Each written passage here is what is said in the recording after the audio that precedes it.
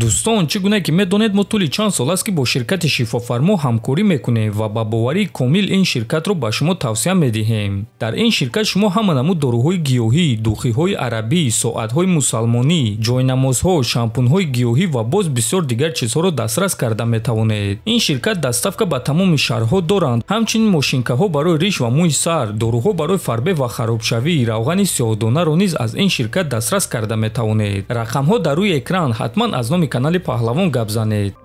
2024 سال برای بهترین تشکیلات جهان خیلی جدید گذشت که در آن بسیار کارها رخ داد. چمپیون‌های بزرگ افتیدند، جنگاوران سخت شکست خوردند و ستاره‌های نو پیدا شدند. بهترین تشکیلات جهان کوشش میکند که سال 2025 باز هم جدیدتر گذرد و اولین تورنیر در سال 2025 روز 11 ینوار برگزار میگردد که در آن جنگاور جوان و به باخت تاجیک نورالله علیев برآمد خواهد کرد. ما اولین جنگاور UFC از تاجیکستان شدن میخواهم. این آرزوی من و آرزوی همه هموطنان من است. خود حاضر این دو جوان نورالله علیев و جوش ویک برای شرطنامه با UFC می جنگند. بیاید تماشا میکنیم. واو، شما این رو دیدید؟ برآمد عالی جناب. ای دانا، با من محاربه ده. من تیارم که هفته آینده باز محاربه گذرانم. با من محاربه ده. گراوند اند پاوند خود رو با کار در آوردن میخواهید، پس از این شخص نمونه گیرید. تبریک دوستان، با UFC خوش آمدی. ما از دانا خواهش کردم که با من رقیب از تا 15 دهد. ما تیارم. جنگاور جوان و به باخت تاجیک نورالله علیев در کنتندر سریز غالب شده صاحب شرطنامه با UFC شد و همین گونه او اولین جنگاور از تاجیکستان در تشکیلات UFC شد. اکنون در پیش او را چه انتظار است؟ خیلی شوق‌آور است.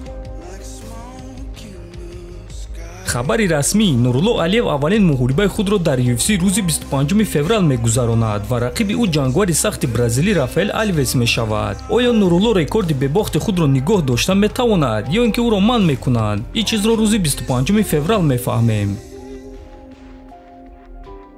واو، این جوان خیلی با استعداد است و او باز غلبه به دست آورد. او را آینده درخشان انتظار است. نورالله علیев از تاجیکستان. ای بچه ها، بینید که اکنون ما در کجایم. اهالی کشور من 10 میلیون آدم است. ما اولین جنگاور UFC از تاجیکستانم. ما 22 ساله‌ام. ما 25 ساعت با اینجا پرواز کردم. 95% کشور من کوهستان است. ما 22 ساله‌ام و از بین 10 میلیون ما اولین جنگاور UFC شدم. نورالله علیев باز همه رو حیران کرد. شما مخلصان او رو در میدان دیدید؟ فکر میکنم که در UFC ستاره نو پیدا شد. اکنون شوق‌آور است که UFC او رو چگونه پیش میبرند و رقیب نوبتی او کی میشده باشد. خبری رسمی: ستاره نو تاجیک نورالله علیев محاربه نوبتی خود را ضد باز یک پراسپکت ماتئوش ربتسکی میگذراند و این محاربه روز 11 نوامبر در تورنیر UFC 295 میگذرد. آیا شما میدانستید که چند مدت پیش ماتئوش هموطن نورالله لایق رجبوف را شکست داده بود و آیا نورالله قصد گرفته میتواند یا نه؟ خبر فوری: نورالله علیев آسیب وزنین گرفت و محاربه او ضد ماتئوش ربتسکی برهم خورد. نورالله را جراحی انتظار است و شاید که او مدت دراز از جنگ ها دور می شود. رسما جنگاور جوان و به باخت تاجیک بعد جراحی وزنین و تنفس طولانی اکنون به محاربه ها برمیگردد و روز 11 ینوار محاربه نوبتی خود را میگذراند. انا رقیب او باشد جنگاور سخت ینال اشموز می شود. آیا УКОБИ تاجیکی رکورد به باخت خود را نگاه داشته به بالا می رود یا اینکه او را منع میکنند؟ روز 11 ینوار میفهمیم. حتما این محاربه را تماشا کنید چون که УКОБ به شکار برآمد. 11 ینوار تورنیر UFC وگاس، نورالله علیев ضد ЯНАЛ АШМОЗ. انتظار شوید.